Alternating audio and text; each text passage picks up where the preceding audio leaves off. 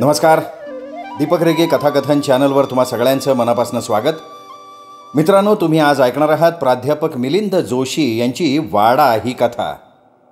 ही कथा मी घेतली आहे जोशी सरांच्या खेळ ह्या कथासंग्रहातनं, आणि ह्या कथासंग्रहातल्या कथा मला चॅनलवर वाचण्याची परवानगी दिली त्याबद्दल प्राध्यापक मिलिंद जोशी सर आणि दिलीप राज प्रकाशन यांचे मी मनापासून आभार मानतो.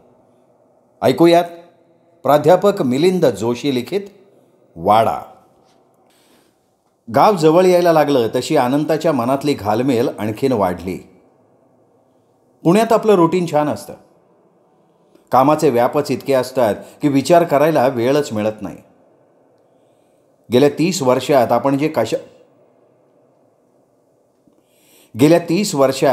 आपण जे कटाक्षानं टाळलं त्यालाच सामोरं जाण्याची वेळ आज काळानं आणून ठेवली आहे.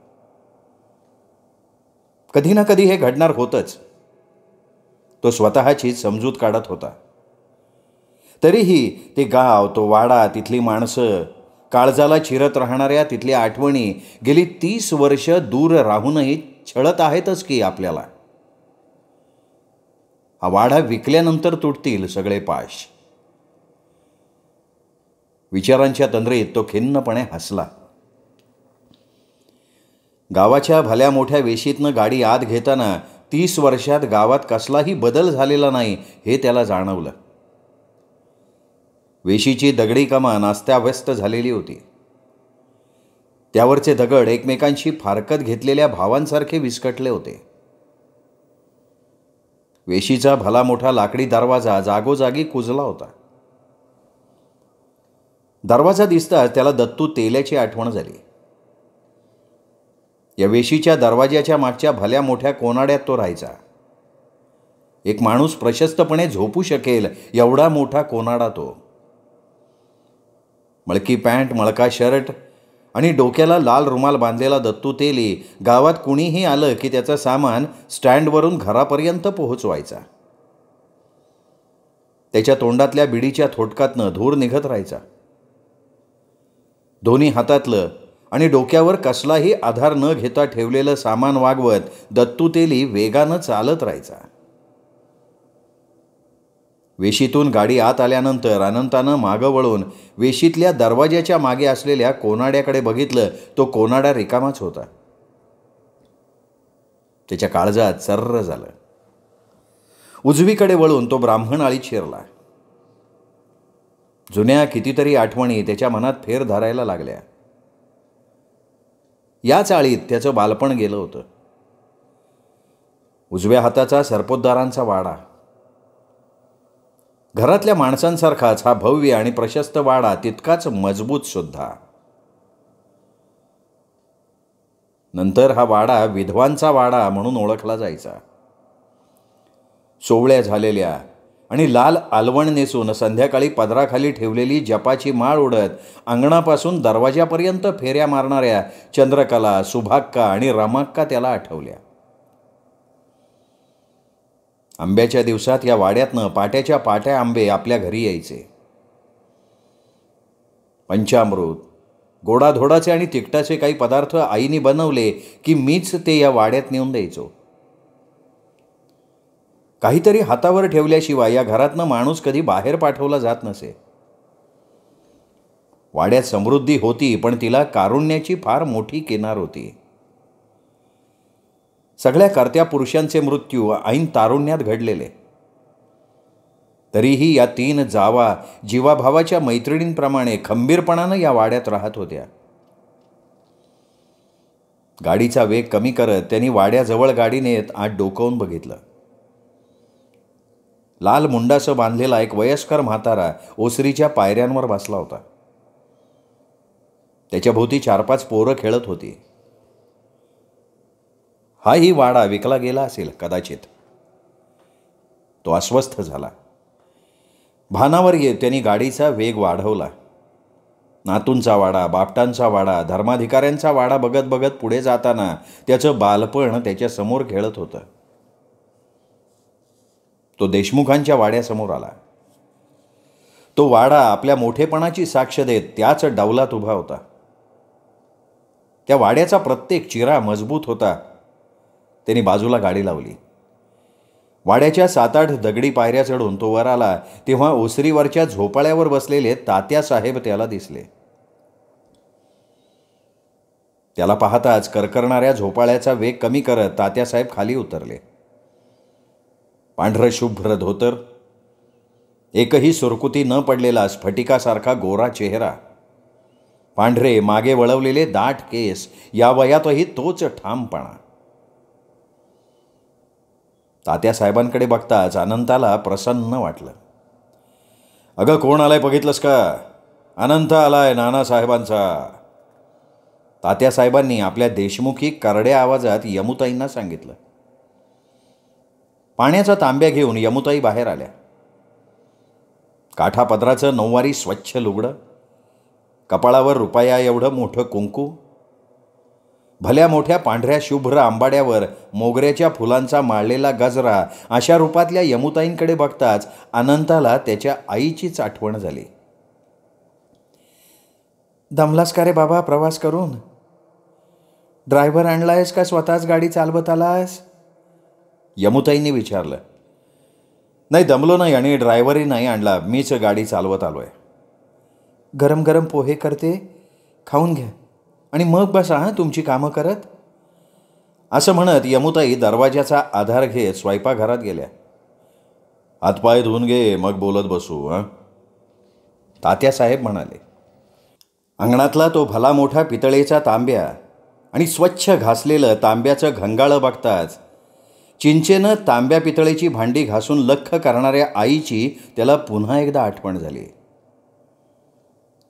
तात्यासाहेब आणि अनंता दोघेही बैठकीत येऊन बसले. आपल्या पांढऱ्या मागे वळवलेल्या केसातून हात फिरवत, लोडाला मागे टेकत, अनंताच्या नजरेला नजर भिडवत तात्यासाहेब म्हणाले, कसा काय झाला प्रवास? चांगला झाला तात्यासाहेब, पण रस्ते अगदी धन्य आहेत. ते काही विचारू नकोस बाबा. जग इतकं पुढे चाललं आहे, पण या गावात विकासाची साधी चाहूल सुद्धा लागलेली नाही.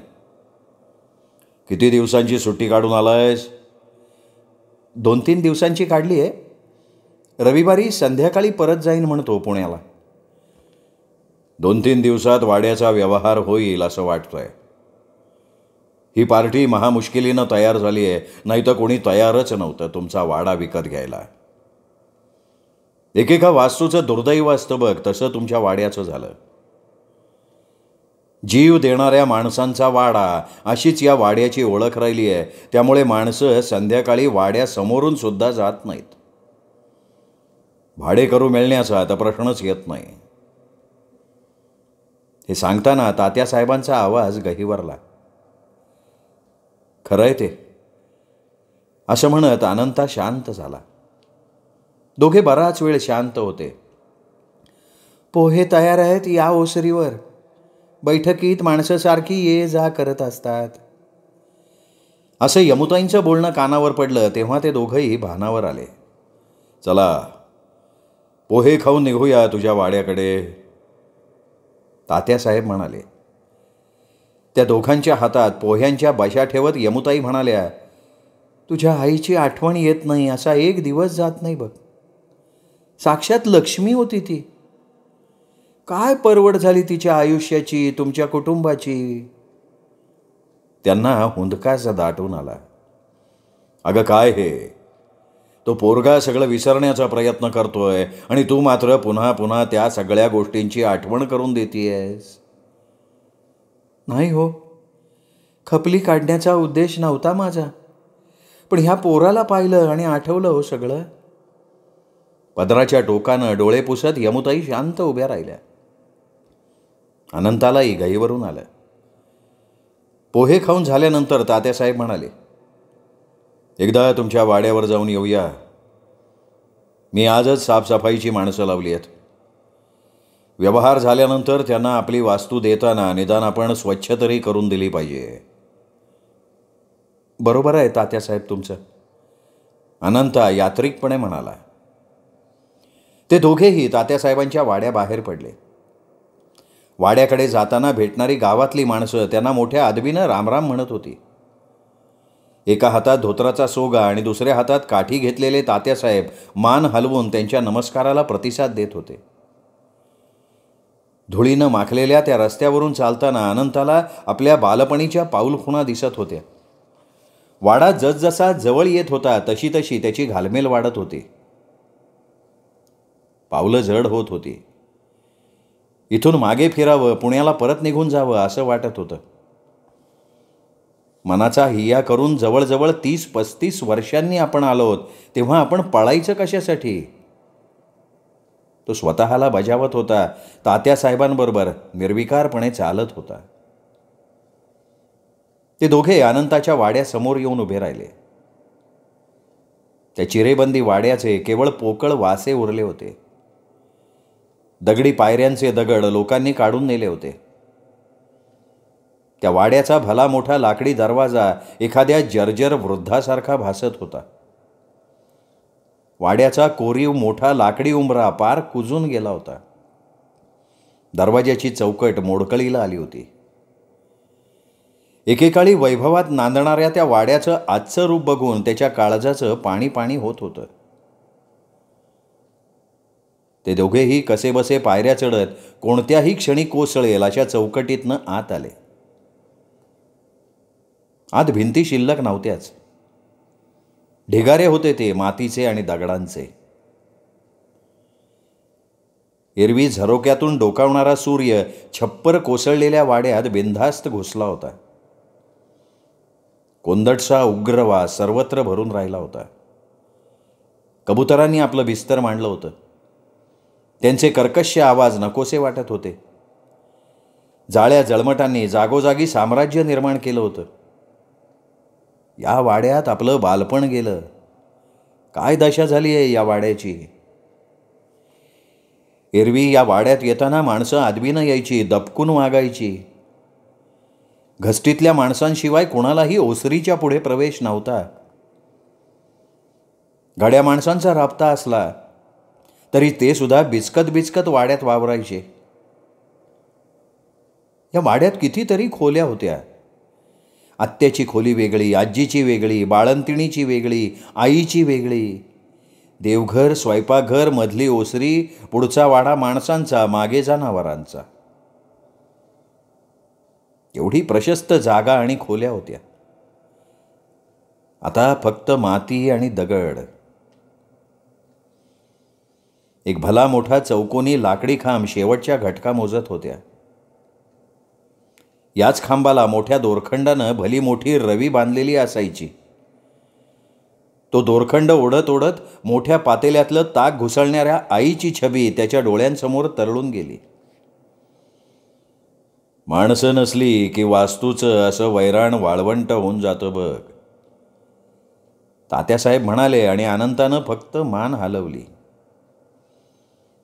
प्रवेशद्वाराजवळच्या खोल्या राहिल्या नव्हत्या. स्वयंपाकघर, देवघर आणि मधल्या ओसरीचे काही भग्न अवशेष तेवढे राहिले होते. कामाला लावलेले गडी दगडांचे आणि मातीचे एका कोपऱ्यात ढीग रचत होते.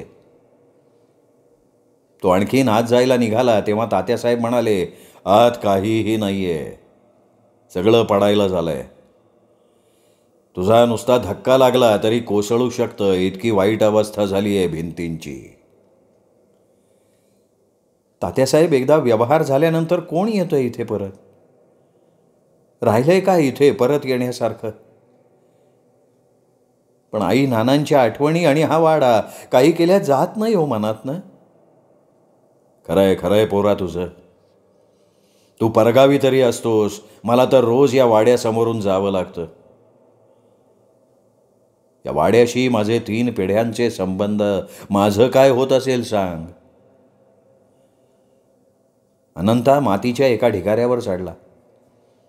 त्या उंच ढिगाऱ्यावरनं पुढे जाताना न्हाणीघराच्या बाजूला असलेल्या लोखंडी जाळीनं झाकलेल्या आडाकडे त्याचं लक्ष गेलं. आडावर घातलेल्या जाळीच्या बाजूनं झुडपं वाढली होती. त्या आडाकडे बघताना त्याच्या काळजाचा ठोका चुकला. सुमंतानं याच आडात जीव दिला होता. त्याला डोळ्यांसमोर अंधारी आल्यासारखं वाटलं. आई, नाना आणि वहिनीच्या आर्त किंकाळ्या त्याच्या कानात घुमत राहिल्या. तात्यासाहेबांनी त्याच्या खांद्यावर हात ठेवला तसा तो भानावर आला. 35 वर्षांपूर्वी घडलेली ती घटना त्याच्या मनात ताजी होती. चल निघूया, मुकादम घेईल सगळं करून व्यवस्थित, तात्यासाहेब म्हणाले आणि ते दोघे निघाले. अनंता पुन्हा पुन्हा मागे वळून त्या वास्तूकडे आणि स्वतःच्या विस्कटलेल्या आयुष्याकडे बघत होता. ते दोघे तात्यासाहेबांच्या घरी आले. शेवटचे श्वास मोजणारा तो वाडा काही केल्या त्याच्या डोळ्यासमोरनं जात नव्हता. जिथे आपण वाढलो, खेळलो, लहानाचे मोठे झालो, त्या घराची ही अवस्था. कुणाची दृष्ट लागली आपल्या या घराला? तो विचारांच्याच तंद्रीत होता. दुपारी यमुताईंनी छान स्वयंपाक केला होता. तळण, कटाची आमटी, पुरणाच्या पोळ्या, पंचामृत, चटणी, कोशिंबीर, लोणचं, पांढऱ्या शुभ्र भाताच्या मुदीवर पिवळं धमक साधं वरण घातलेलं ते ताट बघून वाड्यात सणावाराला केल्या जाणाऱ्या स्वयंपाकाची त्याला आठवण येत होती. स्वयंपाक रुचकर होता तरी त्याला काही गोड लागत नव्हतं. अन्नाचा घास घशाखाली उतरत नव्हता. जेवण झाल्यानंतर तो तसाच अस्वस्थपणे पडून राहिला.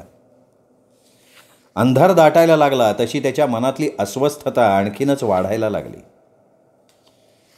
आई नाना असते तर तात्यासाहेबांकडे उतरण्याची वेळ आली असती का? वाड्याची अवस्था अशी झाली असती का? दृष्ट लागावी तशी एक एक माणसं वाड्यातनं गेली. आधी सुमंता, मग वहिनी, आई नाना आणि पम्या काका. लहानपणी सोवळी आजी म्हणायची, शहापाय या वाड्याला कुणालाच सुख लागलेलं नाही वास्तूत. नाना गेल्यानंतर त्यांचं क्रियाकर्म करण्यापूर्वी वाड्याच्या अंगणातल्या एका कोपऱ्यात मधू नाव्यानं क्षौर केला होता, तेवढीच त्या वाड्यातली शेवटची आठवण. पुढे दिनूमामा आला आणि साताऱ्याला घेऊन गेला. त्यांनीच सांभाळ केला, शिक्षणाचा खर्च केला. नाना गेल्यापासनं त्या वाड्याशी, गावाशी कसलाही संबंध उरला नाही. तात्यासाहेबांनी खूप आग्रह केला म्हणून इथे आलो. जमिनीचे सगळे व्यवहार दिनूमामांनीच पाहिले. बिचाऱ्यानं माझ्यासाठी एवढं केलं पण एका पैशाला हात लावला नाही. कसलीही अपेक्षा न ठेवता त्यांनी सगळं केलं आपल्या बहिणीवरच्या प्रेमापोटी. आज तोही नाही. वडिलोपार्जित इस्टेटीतली उरलेली शेवटची गोष्ट म्हणजे हा वाडा. तात्यासाहेबांची पत्र सारखी यायची, फोन यायचे. ते म्हणायचे, या वाड्याचा काहीतरी निर्णय घेऊन टाक बाबा, माझंही आता वय झालंय. हे गाव असं चोरांचं, उद्या नावाला मातीसुद्धा ठेवायचे नाहीत. तुझ्या वडिलांना शब्द दिला होता म्हणून सगळं बघत आलोय, आता माझ्याच्यानं होत नाही, मला मोकळं कर म्हणून आलो नसतो तर जास्त बरं झालं असतं. काळानं दिलेल्या डागण्यांचे व्रण तरी छळत राहिले नसते. अनंता, तात्यासाहेबांच्या हाकेनं तो भानावर आला. चल जरा माळवदावर जाऊ, संध्याकाळच्या वेळी हवा छान असते. हो म्हणून काठी टेकीत माळवदाच्या पायऱ्या चढणाऱ्या तात्यासाहेबांच्या पाठोपाठ तो गेला. त्यांच्या माळवदावरनं अनंताला त्याचा म्हणजे कुलकर्णींचा वाडा स्पष्टपणे दिसत होता. उन्हाळ्याच्या दिवसात आई, नाना, दादा, पम्या काका आणि आजी यांच्या समवेत माळवदावर झोपताना काय मजा यायची. खाली खोल्यांमध्ये पिकायला घातलेल्या आंब्यांचा वास वाडाभर घमघमत राहायचा. रात्री रातराणीच्या गंधाची धुंदी चढायची. सकाळी उठून आल्यानंतर अंगणात प्राजक्ताच्या फुलांचा सडा पडलेला असायचा. चांदीच्या पूजापात्रात सोवळी आजी फुलं गोळा करत असायची. रात्री झोपल्यानंतर गोठ्यात बांधलेल्या गाईगुरांच्या गळ्यातल्या घंटांचे आवाज रात्रीच्या शांत वातावरणात आणि दिवसा किती वेगळे वाटायचे. याच माळवदावर उन्हाळ्याच्या दिवसात आई आजीबरोबर पापड्या कुरडया घालताना, तो कुरडयांचा चीक खाताना किती मजा यायची. पाय भाजायला लागले की मग पळत खाली जायचं. त्याची तंद्री लागली. अनंता, तात्यासाहेबांनी हाक मारली तसा तो परत भानावर आला. अनंता, मी समजू शकतो तुझी अवस्था. मी बघतोय आल्यापासनं तू शांतच आहेस. तुझ्या रक्ताच्या नात्याचं, मायेचं एकही माणूस आज हयात नाही. नाना गेल्यानंतर 12व्या-13व्या दिवशी तू मामाकडे जो गेलास तो परत आलाच नाहीस. मीच तुला आज इथे बोलावलं. माझं वय झालंय, केव्हा काय होईल याचा नेम नाही. नानांना मी शब्द दिला होता म्हणून तुमच्या सगळ्या जमिनीचे व्यवहार मी केले. तुला समजत नव्हतं म्हणून सगळे व्यवहार दिनू मामानं बघितले. त्या बिचाऱ्याला कसलाही मोह नव्हता. मी त्याच्यासमोर हा वाडा विकण्याचा प्रस्ताव अनेकदा ठेवला, पण त्यांनी तो कधीच मान्य केला नाही. हा विषय निघाला की तुझा दिनू मामा शांत व्हायचा. या वाड्यानं माझ्या बहिणीची ओटी दुःखानं भरली. काय सुख लागलं तिला या वाड्यातून. मला हा वाडा नको, त्याचे पैसे नकोत आणि व्यवहारसुद्धा नको, असं तो नेहमी म्हणायचा. आता तूच सांग अनंता मला, जे विधिलिखित आहे ते कधी टाळता येतं का? जे घडायचं ते घडतंच. वास्तूच्या साक्षीने ते घडतं म्हणून त्या वास्तूला दोष देऊन आपली जबाबदारी झटकून टाकता येते का? अरे काहीही झालं तरी तुझ्या 7 पिढ्या राहिल्यात रे या वाड्यात. तूही वाढलायस. तुझ्या आईवडिलांच्या आठवणी आहेत. तुला हा वाडा दुरुस्त करून भाड्यानं देण्याचा सल्ला मी अनेकदा दिला, पण तू मनावर घेतलं नाहीस. नंतर मलाही जाणवलं की आपण याला या भानगडीत का पाडतोय. याची कुठलीच मुळं आज इथे शिल्लक राहिलेली नाहीत. मुळं असली ना की माणसाचा जीव गुंततो नाही म्हटलं तरी. तुझे कसलेच पाश इथे नाही आहेत. आहेत त्या काळजाला चटका लावणाऱ्या आणि अस्वस्थ करणाऱ्या आठवणी. मग मीच या वाड्यासाठी गिऱ्हाईकं बघायला सुरुवात केली. अगोदर माणसं बोलायला सुद्धा तयार व्हायची नाहीत या विषयावर. म्हणायची या वाड्यात कोणाला सुद्धा सुख लागलं नाही, तो वाडा विकत घेऊन करणार काय. एक व्यापारी कसाबसा तयार झाला. हा वाडा बघून गोडाऊन करतो म्हणाला. बांधू दे त्याला गोडाऊन. काय करायचंय ते करू दे त्याला तिथे. तू पैसे घेऊन रिकामा हो म्हणजे मी सुटलो रे. अनंता शांतपणे ऐकत होता. तो कसलीच प्रतिक्रिया देण्याच्या मनस्थितीत नव्हता. अरे बोल बाबा बोल. इतक्या दिवसांनी आलायस, मन मोकळं करावं माणसानं. तात्यासाहेब, आज आपण वाड्यात गेल्यानंतर लोखंडी जाळीनं झाकलेल्या त्या आडाकडे बघितलं आणि काळजात धस्स झालो. याच आडात सुमंतनं जीव दिला होता. आई, नाना आणि वहिनीच्या किंकाळ्यांनी भेदरून गेलेला तो दिवस आठवला. त्या दिवशी मी आळीतल्या मुलांबरोबर खेळायला बाहेर गेलो होतो. आई, नाना आणि वहिनी तिघेही रामाच्या मंदिरात सुरू असलेल्या रामनवमीच्या उत्सवासाठी गेले होते. पम्या काका शेतात गेला होता. त्यावेळी सुमनचं लग्न होऊन अवघे 2-3 महिने झाले होते. सुमंत शेतात गेला असावा असं आई, नाना आणि वहिनींना वाटत होतं. तो राम मंदिरात उत्सवासाठी गेला असावा असं पम्या काकाला वाटत होतं. पण तो राम मंदिरातही नव्हता आणि शेतातही. संध्याकाळचे 7 वाजले, 8 वाजले तरी त्याचा पत्ता नव्हता. गावभर माणसं फिरली, मित्रांकडे चौकशी केली, कुठेही तो सापडला नाही. सगळे सैरभैर झाले. नानांनी देवीचे टाक पाण्यात ठेवले. सदा नावाचा गडी तेव्हा आमच्याकडे सालानं कामाला होता. आडाचं पाणी शेंदण्याचं काम त्याच्याकडे असायचं. पाणी शेंदून झालं की तो आडावर पत्रे झाकायचा. त्याच्या लक्षात आलं की आडावरचा पत्रा कुणीतरी सरकवलेला दिसतोय. नाना मटकन खालीच बसले. माणसं आली. दोऱ्या बांधून कंदील आडात सोडले. आत सुमंत मरून पडलेला होता. तो दिवस आठवला ना की मला आजही रात्र रात्र झोप येत नाही. 3-4 महिन्यांपूर्वी लग्न झालेल्या मुलानं अशी आत्महत्या का करावी, तो प्रश्न तेव्हापासून आजपर्यंत अनुत्तरित आहे. छळतोय मला एकसारखा.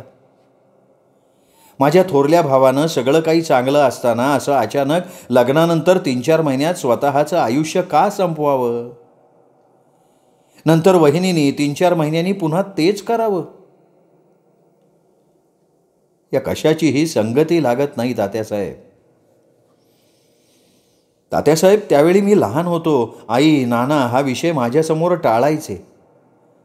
नंतर तेही गेले, पण माझ्यासाठी छळणारे असंख्य प्रश्न ठेवून. अनंताचा कंठ दाटून आला.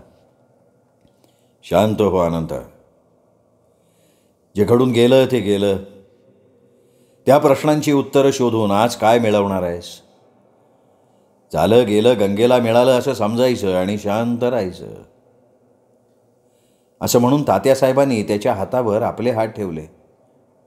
अहो, पण असं कसं समजायचं तात्यासाहेब? माझ्या कुटुंबात इतकी विचित्र घटना घडली. माझ्या भावानं लग्नानंतर 3-4 महिन्यातच आडात जीव दिला. घरातली माणसं हतबल होऊन बघण्याखेरीज काहीही करू शकली नाहीत. वाड्यात एकटं राहायला घाबरणारा, शेतात एकटं जायला भिणारा सुमंत मृत्यूला न भीता कवटाळतो. या सगळ्याची कुठे संगती लागत नाही तात्यासाहेब. बरं, कुटुंबात नैराश्य यावं असे कुठलेही प्रश्न नव्हते. आर्थिक प्रश्न तर अजिबात नव्हते. गडगंज म्हणता येईल एवढी संपत्ती होती. जमिनी होत्या, सोन्या नाण्यांनी घर भरलेलं होतं. घराला कशाची ददात नव्हती. 3-4 महिन्यांपूर्वी लग्न झालं होतं. दृष्ट लागावी असा तो सोहळा होता. लक्ष्मीसारखी बायको होती, दिसायला सुंदर, वागायला सालस. आईच्या मैत्रिणी म्हणायच्या, लक्ष्मीनारायणाचा जोडा आहे साक्षात. मग इतकं सगळं चांगलं असताना सुमंत स्वतःचा जीव देण्याचा विचार कसा काय करू शकतो? तात्यासाहेब, लहानपणी माझी आजी नेहमी म्हणायची, त्या आडाकडे जाऊ नका अजिबात. माणसांना ओढून घेणारा आड आहे तो. प्रत्येक पिढीत एका माणसानं जीव दिलाय म्हणे त्या आडात. तिन्ही सांज झाली की आडाकडे जाणारा दरवाजा आजी लावून घ्यायची. आजी या घरात यायच्या अगोदर काही संन्यासी साधू फिरत फिरत या गावात आले होते. त्यांचा मुक्काम आमच्या वाड्यावर होता. त्यातल्या एका संन्याशाला रात्री झोपेत चालायची सवय होती. ते उन्हाळ्याचे दिवस होते. सगळेजण माळवदावर झोपले होते. रात्री झोपेत तो संन्यासी चालत चालत आला आणि आडात पडला. तेव्हापासनं आमच्या घरातल्या प्रत्येक पिढीतला एक माणूस त्या आडात मेलाय असं आजी सांगायची. माझा या असल्या भाकड कथांवर अजिबात विश्वास नाही. त्या आडाचा आकार सुद्धा किती छोटा आहे, बैलगाडीच्या एका चाका एवढा. दगड मारल्याशिवाय त्या आडात पाणी आहे का नाही हे सुद्धा समजत नाही. त्या आडाची माणसाला ओढ असण्याचं काहीही कारण नाही. मला सगळ्या भंपक दंतकथा वाटतात. आई नानांना त्यावेळी सुमनच्या आत्महत्येविषयी विचारण्याचं धाडस नव्हतं माझ्याकडे. आणि त्यांनी काही सांगितलं असतं ते समजण्याचं माझं वय सुद्धा नव्हतं. आपण नानांच्या जवळचे, मी लहानपणापासून बघतोय. तुम्ही दोघांनी एकमेकांचा शब्द कधीही मोडला नाही. मनातलं सगळं काही बोलायचे नाना तुमच्याकडे. या संदर्भात काहीतरी तुमच्या दोघांचं बोलणं निश्चित झालेलं असणार. तात्यासाहेब, वाडा विकणं, पैसा घेणं या गोष्टी गौण आहेत माझ्यासाठी. माझ्या कुटुंबाची वाताहत माझ्या डोळ्यांसमोर झाली आणि मी काहीही करू शकलो नाही याची बोचणी मला रात्र रात्र झोपू देत नाही. मी राहतो पुण्यात, दिवसभर कामात असतो, पण अंथरुणाला टेकलो की हे गाव, हा वाडा, कुटुंब विस्कटून टाकणारे सगळे प्रसंग डोळ्यांच्या समोर उभे राहतात. रात्र रात्र डोळा लागत नाही माझा. ह्या कुशीवरून त्या कुशीवर वळत मी रात्र घालवतो. तात्यासाहेब, माझं आयुष्य कुरतडणाऱ्या या प्रश्नांची उत्तरं मला मिळायलाच हवीत, नाहीतर माझी सुद्धा अशीच वार्ता एक दिवस तुमच्या कानांवर येईल. हे बघ, असलं अभद्र बोलू नकोस अनंता. संध्याकाळची वेळ आहे. वास्तू तथास्तू म्हणत असते. घडून गेलेल्या गोष्टी उगाळून नेमकं काय साध्य करणार आहेस? या प्रश्नांच्या उत्तरांनी तू अजून अशांत आणि अस्वस्थ होशील. तुझी घुसमट आणखीन वाढेल. तू तरी हे सगळं जाणून आगीतून फुफाट्यात जाण्याचा हट्ट का धरतोयस रे? हा वाडा विकून टाक आणि या वाड्याशी निगडीत सगळ्या माणसांपासून, घटनांपासून स्वतःची सुटका करून घे. अशी सुटका नाही करून घेता येत तात्यासाहेब. मी फार मोठ्या आशेनं आणि अपेक्षेनं आलोय तुमच्याकडे. माझी घुसमट थांबवायची असेल तर तुम्हाला बोलावं लागेल. नानांची शपथ आहे तुम्हाला. तात्यांनी एक दीर्घ श्वास घेतला. आपले पाणीदार डोळे अनंताकडे रोखत म्हणाले, हे बघ, तू हट्टाला पेटलायस म्हणून सांगतो, तू नानांची शपथ घातली आहेस. हे गुपित आम्हा दोघांमध्ये ठेवायचं असं ठरलेलं होतं. आम्हा दोघांच्या मृत्यूनंतर हे गुपितही संपून जाणार होतं. मी तुझ्या भावनांचा आदर करतोय. या साऱ्या गोष्टींचा तुला किती त्रास होतोय हे समजू शकतो मी. तू तर गावापासनं वाड्यापासनं दूर आहेस, पण मला जाता येता उठता बसता हा वाडा बघावा लागतो. आपल्या मित्राच्या कुटुंबाला उद्ध्वस्त करणाऱ्या घटना आठवत राहतात. तुझ्या इतकाच मीही जळतोय या वणव्यामध्ये. कदाचित तुझ्याकडे मन हलकं केल्यामुळे माझीही सुटका होईल. इतके दिवस मनात कोंडलेलं आता तुझ्यासमोर उघडं करणार आहे मी. ऐक आणि सोडून दे. मनाला लावून घेऊ नकोस. हे न दिसणारे आणि तरीही सलत राहणारे घाव आहेत. बोला तात्यासाहेब, बोला. मी नाही मनाला लावून घेणार. इतके दिवस ज्या आगीत जळतोय ती आग शांत होईल तुमच्या बोलण्यानं. आग विझेल का वाढेल सांगता येत नाही, पण तू हट्टाला पेटलायस म्हणून सांगतो. इतका वेळ अनंताच्या नजरेला नजर भिडवणाऱ्या तात्यासाहेबांची नजर खाली जमिनीकडे वळली. चमकणारे पाणीदार डोळे त्यांनी क्षणभर बंद केले आणि म्हणाले, ती एक करुण कहाणी आहे, हसत्या खेळत्या कुटुंबाला उद्ध्वस्त करणारी. तुझा पम्या काका हे त्या कुटुंबाला लागलेलं एक ग्रहण. त्याच्या वाईट सवयी आणि बाहेर ख्यालीपणा यामुळे त्याचं लग्न जमत नव्हतं. तुझ्या आजी आजोबांची पुण्याई मोठी. त्यांच्याकडे बघून सावदेच्या कुलकर्ण्यांनी आपली मुलगी पम्या काकाला दिली. याचा रमेलपणा, रंगेलपणा आणि व्यसनं याला कंटाळून त्या माऊलीनं याच आडात जीव दिला. तेव्हापासनं पम्या काका पिसाळल्यासारखा वागत होता. तो तुरुंगात खडी फोडायला गेला असता, पण आजोबांनी सावदेच्या कुलकर्ण्यांना साकडं घातलं, त्यांचे पाय धरले आणि याला सोडवून आणलं. पण त्याची सुधारण्याची काही चिन्ह दिसत नव्हती. त्याचा उन्मत्तपणा वाढत चालला होता. अरे, तो वासनांध होता. तो घरात असताना आळीतली वडीलधारी माणसं आपल्या लेकी सुनांना तुमच्याकडे हळदी कुंकवाला सुद्धा पाठवायची नाहीत, इतकी दहशत होती पम्या काकाची. पण मग तात्यासाहेब, पम्या काकाच्या अशा वागण्याचा सुमंताच्या आत्महत्येशी काय संबंध आहे? पोरा, दुर्दैवानं आहे.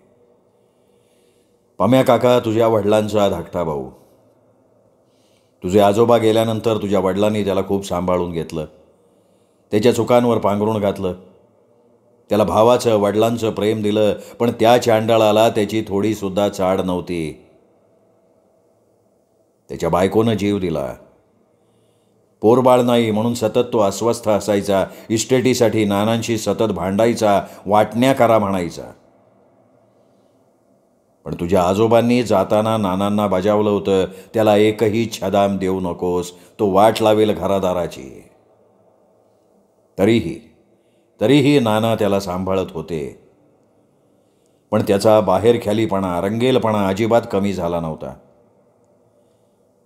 तुझा भाऊ सुमंत वयात येत होता. माझ्या आयुष्याची वाट लागली, आता मी नानांच्या कुटुंबाची वाट लावणार, या सूड भावनेनं पम्या काका पछाडला होता. नानांच्या कुटुंबाला उद्ध्वस्त करण्यासाठी तो हरतऱ्हेचे प्रयत्न करत होता. तो सुमंतला त्याच्याबरोबर बाहेर घेऊन जायचा. त्यानेच सुमंतला दारूचे व्यसन लावलं. तो त्याला तमाशाच्या फडातही घेऊन जायचा.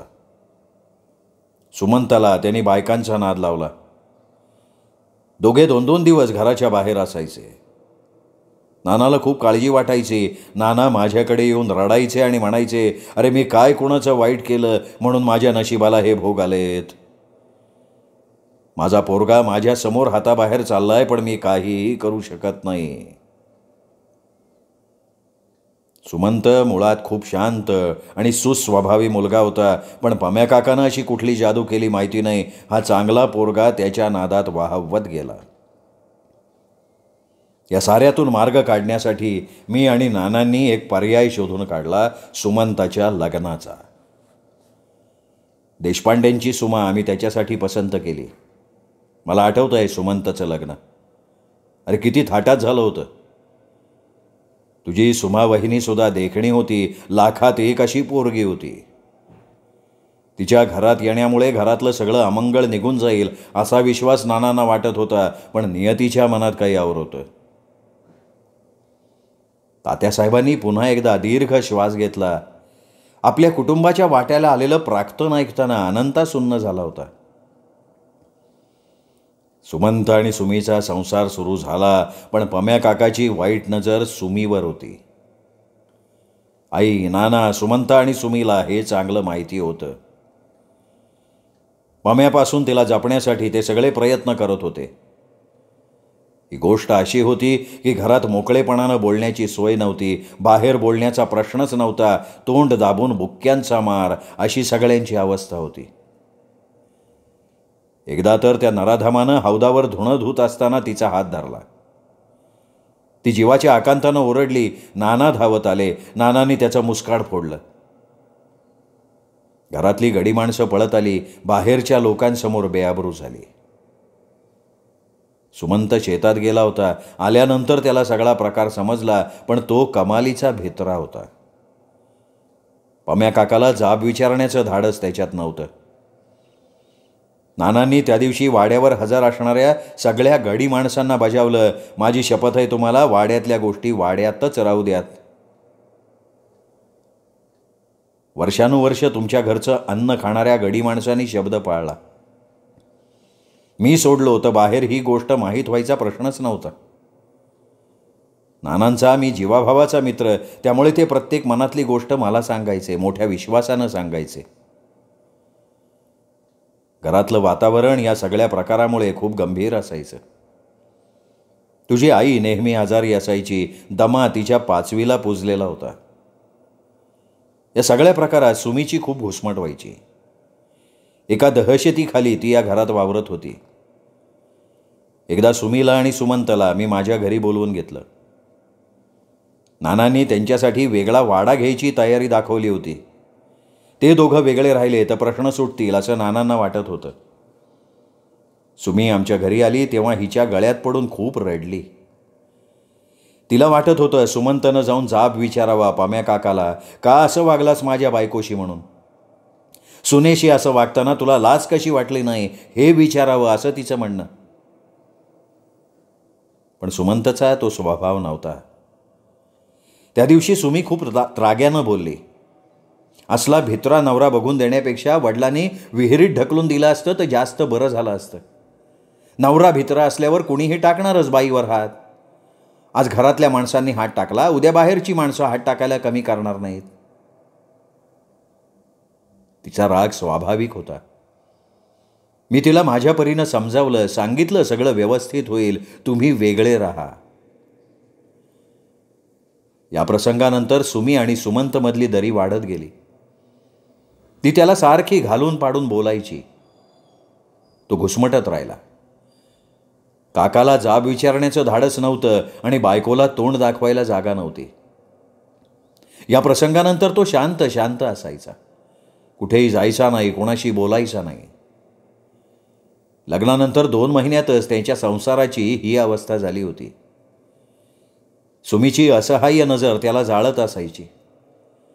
मन मोकळं करण्यासाठी त्याला एकही जवळचा मित्र नव्हता. आई नानांनी त्याला परोपरीनं समजावण्याचा प्रयत्न केला, पण या धक्क्यातनं तो बाहेर आलाच नाही. शेतात जायचा नाही, घरात काम करायचा नाही, शून्यात नजर लावून तासनतास छताकडे बघत राहायचा. आत्महत्या करण्यापूर्वी 8 दिवस तो सगळ्यांशी छान वागला, सगळ्यांशी बोलला. सुमीच्या मनात त्याने विश्वास निर्माण केला. सगळ्यांना वाटलं आता गाडी रुळावर येतेय. नानांनी सुद्धा ही गोष्ट मला बोलून दाखवली. आम्हा सर्वांना या गोष्टीचा खूप आनंद झाला होता, पण सुमंतनं सगळ्यांना फसवायचं ठरवलं होतं. नाना त्याला एकट्याला सोडून कुठेही घराबाहेर पडायचे नाहीत. पण त्या 8 दिवसात त्यानं चांगलं वागून सगळ्यांचा इतका विश्वास संपादन केला होता की तो असं काही करेल याची शंका कुणालाही येणं शक्य नव्हतं. रामनवमीचा उत्सव होता. द्वादशीचा भंडारा होता. सगळ्या गावाला मंदिरात भोजनासाठी निमंत्रण होतं. तुमच्या आणि आमच्या घरातले सगळेच मंदिरात भोजनासाठी गेलो. मी नानांकडे आलो तेव्हा सुमंत बैठकीत कुठलंसं मासिक वाचत बसला होता. मी आणि नाना त्याला म्हणालो, तू येणार नाहीस का जेवायला? त्यावर हसत तो म्हणाला, तुम्ही व्हा पुढे, मी आलोच. रामाचा प्रसाद चुकून कसं चालेल मला? आम्हीही त्याच्या बोलण्यावर विश्वास ठेवून गेलो. त्या दिवशी घरात कुणीही नाही हे बघून त्याने डाव साधला. इतक्या भित्र्या माणसानं स्वतःचं मन कसं तयार केलं असेल मृत्यूसाठी तेच समजत नाही. हाताशी आलेलं पोर आमच्या डोळ्यांसमोर गेलं तरी आम्ही काहीही करू शकलो नाही. तात्यासाहेबांचा आवाज कापत होता. डोळ्यातनं अश्रुधारा वाहत होत्या. आणि आपल्या भावाच्या आयुष्यात आलेले दुर्दैवाचे दशावतार ऐकताना अनंता पार थिजून गेला होता. तात्यासाहेब, मला अजून ती संध्याकाळ आठवते. दिवसभर सुमंताचा काही पत्ता नव्हता. शेतात पाहिलं, गावात पाहिलं, देवळात पाहिलं, कुठेही तो सापडत नव्हता. नानांच्या मनात वाईट विचार आला. त्यांनी गड्यांना गावातल्या सगळ्या विहिरी बघायला सांगितल्या. पण त्यांना काय माहिती आपला मुलगा आपल्याच वाड्यातल्या आडात जीव देणार म्हणून. घरी काम करणाऱ्या सदा नावाच्या गड्यांनी सांगितलं, आडावर झाकलेले पत्रे काढल्यासारखे दिसत आहेत. तेव्हा सगळेजण धावत आडाजवळ गेले. बघतात तर पत्रे बाजूला केलेलेच होते. दोरीच्या साह्यानं कंदील आत सोडून बघितला तर आत सुमंत. आई, नाना, सुमीच्या आक्रोशानं वाडा हादरून गेला. मला काही सुचत नव्हतं. मी भांबावल्यासारखा इकडे तिकडे फिरत होतो. आमचा गडी सदा मला घेऊन तुमच्या घरी आला. मी सारखा म्हणत होतो, मला आई नानांच्याकडे जायचंय, पण यमू काकूनी मला सोडलं नाही. तात्यासाहेब, या घटनेला आता 30-35 वर्ष झाली असतील, पण जणू काही आज घडली आहे इतक्या ठळकपणानं मला ती घटना आठवते. जीवाचा थरकाप होतो. अनंतानं मन मोकळं केलं. खरंय अनंता, खरंय. सुमंत आत्महत्या करून रिकामा झाला. त्याची सोडवणूक त्यांनी त्याच्या पद्धतीनं करून घेतली, पण नानांसाठी आणि सुमीसाठी अनेक नवे प्रश्न निर्माण करून गेला तो.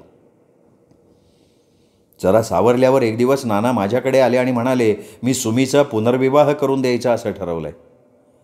तिची मानसिक तयारी करायची जबाबदारी आता तुमच्याकडे. ही तरणी ताठी पोर आता घरात सांभाळणं अवघड आहे. मलाही त्यांची कल्पना पसंत पडली. त्या दृष्टीनं आम्ही कामालाही लागलो होतो. पण ह्या प्रसंगानं ती इतकी भेदरून गेली होती की तिचं मन थाऱ्यावर नव्हतं. आपल्या टोचून बोलण्यामुळे सुमंतनं आत्महत्या केली असं तिला वाटत होतं. त्यामुळे ती भ्रमिष्ठासारखं काहीही बोलायची, रात्री ओरडत उठायची. तिचे आईवडील तिला माहेरी घेऊन गेले, तिथे सुद्धा ती तशीच वागायची. त्या 2 महिन्यात अनेक वैद्य झाले, हकीम झाले, गंडे दोरे झाले, पण तिच्यात काहीच फरक पडला नाही. नानांना रातांधळेपणाचा त्रास आणि आई दम्यानं आजारी. दोघांना तिची खूप काळजी वाटायची. घरातल्या नराधमापासून तिला कसं वाचवायचं हाच प्रश्न त्यांच्यासमोर होता. त्या बिचारीनं तो सोडवला, पण फार विचित्र पद्धतीनं. शेतीसाठी आणलेलं कीटकनाशक पिऊन तिने आत्महत्या केली. रात्री झोपलेली सुमी सकाळी उठत नाही म्हणून तुझ्या आईने हलवून बघितलं तर तोंडातनं फेस येत होता. सुमीनं या जगाचा निरोप घेतला होता. या तरुण पोरांचे मृत्यू बघण्यासाठी का आम्ही त्यांचं लग्न लावून दिलं होतं? आम्ही म्हातारी माणसं धडधाकट राहतो आणि नियतीनं या तरुण पोरांच्या बाबतीत असा खेळ का मांडावा? तुकोबाराय म्हणतात, ज्येष्ठाधी कनिष्ठाचे जाणे, केले नारायणे उपराटे. अगदी असं उफराट घडलं बघ सगळं. माळवदावर दाटलेल्या अंधारात ग्रामपंचायतीच्या मिणमिणत्या दिव्याच्या प्रकाशात अनंताला आपला पडका वाडा आणखीनच भयानक वाटत होता, जणू माणसांचा सूड घेणारी वास्तू. त्याच्या तोंडून शब्द फुटत नव्हते, डोळ्यातनं अश्रू वाहत होते. तात्यासाहेबांनी त्याच्या खांद्यावर हात ठेवला तसा इतका वेळ आवरलेला त्याचा बांध फुटला. तात्यासाहेबांच्या खांद्यावर मान टाकून तो लहान मुलासारखा रडत राहिला. गेल्या कित्येक वर्षात इतक्या मोकळेपणानं तो रडला नव्हता. तात्यासाहेब त्याला थोपटत राहिले. माळवदावरचा अंधार आणखीन दाटला होता. चल निघूया अनंता, खाली स्वयंपाक तयार असेल. धोतराच्या सोग्यानं डोळे पुसत तात्यासाहेब म्हणाले. रुमालानं डोळे पुसत अनंता म्हणाला, तात्यासाहेब, तुम्ही माझ्या सगळ्या प्रश्नांची उत्तरं आज दिलीत, पण अजूनही एक प्रश्न मला छळतोय. माझ्या घरादाराच्या मुळावर उठलेला हा पम्या काका लहानपणी माझ्याशी नेहमी चांगला का वागत राहिला? अनंताच्या या थेट प्रश्नानं तात्यासाहेब थबकले. त्यांना काय बोलावं तेच समजत नव्हतं. कावरे बावरे होऊन इकडे तिकडे बघत म्हणाले, मला नाही देता येणार, या प्रश्नाचं उत्तर नाही देता येणार. म्हणजे मला माहीत नाही, नाना कधी बोलले नाहीत माझ्याशी ह्या विषयावर. खरंच बोलला नाही नाना माझ्याशी ह्या विषयावर. तात्यासाहेब काहीतरी लपवण्याचा प्रयत्न करतायत हे अनंताच्या लक्षात येत होतं. त्यांचे पाय धरत अनंता म्हणाला, तात्यासाहेब, माझ्या सगळ्या प्रश्नांची तुम्ही उत्तरं दिलीत, खूप हलकं वाटलं मला. पम्या काका माझ्याशी नेहमी चांगलंच का वागत राहिला, या प्रश्नाचं उत्तर तुम्हाला द्यावंच लागेल, नाही तर हा प्रश्न माझं उरलं सुरलं आयुष्य कुरतडून टाकल्याशिवाय राहणार नाही. पुन्हा एकदा नव्या आगीत घुसमटत राहण्याचं त्राण नाही माझ्यात. इतकं सगळं ऐकलं, सहन केलं, मन आता इतकं मुरदाड झालंय की काहीही ऐकण्याची माझी तयारी आहे. पण ह्या प्रश्नाचं उत्तर जाणून न घेता मी पुण्याला गेलो तर मात्र मी वेडा होईन. अनंता, अरे, जे टाळण्याचा मी प्रयत्न करत होतो तेच तू मला करायला लावतोयस. कसं सांगू तुला, मला ह्या प्रश्नाचं उत्तर नाही देता येणार. त्यांचे दोन्ही हात हातात घेत अनंता म्हणाला, असं करू नका तात्यासाहेब. आई नानांची शपथ आहे तुम्हाला, मला हे समजलंच पाहिजे. ह्या उपर तुम्हाला माझ्या प्रश्नाचं उत्तर द्यायचं नसेल तर मी आल्या पावली परत जातो पुण्याला. वाडा, पैसे, व्यवहार सगळं काय ते तुमचं तुम्ही बघा. तात्यासाहेबांना अनंताची कीव आली. आपला थरथरता हात अनंताच्या खांद्यावर ठेवत तात्यासाहेब बळ एकवटून म्हणाले, अरे कसं सांगू अनंता तुला, कसं सांगू? पम्या काका बाप होता रे तुझा. त्यांच्या तोंडातनं पुढे शब्दच फुटत नव्हते. अनंता मटकन खाली बसला. त्याच्या डोळ्यांपुढे अंधारी आली. डोक्यात कोणीतरी लोखंडाचे घाव घालतंय असं त्याला वाटलं. तात्यासाहेबांचा दगडमातीचा तो भव्य चौसोपी वाडा आपल्या अंगावर कोसळतोय असं त्याला क्षणभर वाटलं. नाही तात्यासाहेब, नाही, हे सगळं खोटं आहे म्हणून सांगा. तो असहाय्यपणे तात्यांची विनवणी करत होता. त्याला थोपटत शांतपणे तात्या म्हणाले, दुर्दैवानं हे खरं आहे अनंता. नानांची बायको, जिला तू आई मानतोस, ती नेहमी आजारी असायची. हिवाळ्यात आणि पावसाळ्यात दम्याचा प्रचंड त्रास व्हायचा तिला. नानांनी बायकोच्या आजारपणात मदतीसाठी म्हणून त्यांच्या बायकोच्या धाकट्या बहिणीला म्हणजे नंदाला बोलावून घेतलं. नानांच्या बायकोच्या आजारपणाचा आणि नानांच्या रातांधळेपणाचा फायदा घेत या नराधमानं डाव साधला. नंदावर त्यांनी अतिप्रसंग केला. नानांना त्यांच्या सासरी तोंड दाखवायला जागा उरली नाही. नंदाला दिवस गेले. तिची प्रकृती तोळामोसा होती, त्यामुळे डॉक्टरांनी गर्भपात करायला नकार दिला. यातून मार्ग काढायचा म्हणून बाळंतपणानंतर तिचं आणि पम्याचं लग्न लावून द्यायचं असं आम्ही ठरवलं होतं. तुला जन्म दिला आणि त्या पोरीनं प्राण सोडला. बाळंतपणातच तुझी आई गेली. तुझा दिनू मामा समजूतदार होता, त्यांनी पुढचं सगळं सावरलं. त्या दिवसापासनं नानांनी आणि त्यांच्या बायकोनी तुला मुलासारखं वाढवलं. त्यांचं दुःख इतकं विचित्र होतं की कुठे सांगता येत नव्हतं आणि बोलताही येत नव्हतं. ते दोघेही आयुष्यभर आतल्या आत जळत राहिले, पण त्याची जाणीव त्यांनी तुला कधी होऊ दिली नाही. त्यानंतर पम्या काका भ्रमिष्ठासारखा वागायला लागला. सारखं अंगावर पाणी ओतून घ्यायचा, कपडे काढून नागव्यानं गावभर पळत सुटायचा. एके दिवशी जो निघून गेला तो परत आलाच नाही. तो हयात आहे का नाही हेही देवाला माहिती. या कशाचंही सावट तुझ्यावर यायला नको म्हणून मी आणि नानांनी दिनूमामाशी विचारविनिमय करून तुला त्याच्याकडे ठेवण्याचा निर्णय घेतला आणि त्या दिवसापासनं तू दिनूमामाकडे वाढला. नानांची बायको त्याच्या अगोदरच गेली. नाना गेल्यानंतर दिनूमामा तुला या गावात घेऊन आला होता, शेवटचं. काय बोलावं हे अनंताला सुचत नव्हतं. त्याला थिजल्यासारखं वाटत होतं. खाली मान घालून डोळे बंद करून तात्यासाहेब त्याला थोपटत होते. दाटलेल्या काळोखात ग्रामपंचायतीच्या त्या मिणमिणत्या दिव्याच्या प्रकाशात दुर्दैवी इतिहासाचा साक्षीदार ठरलेला तो पडका वाडा अनंताला जास्तच भयावह वाटत होता.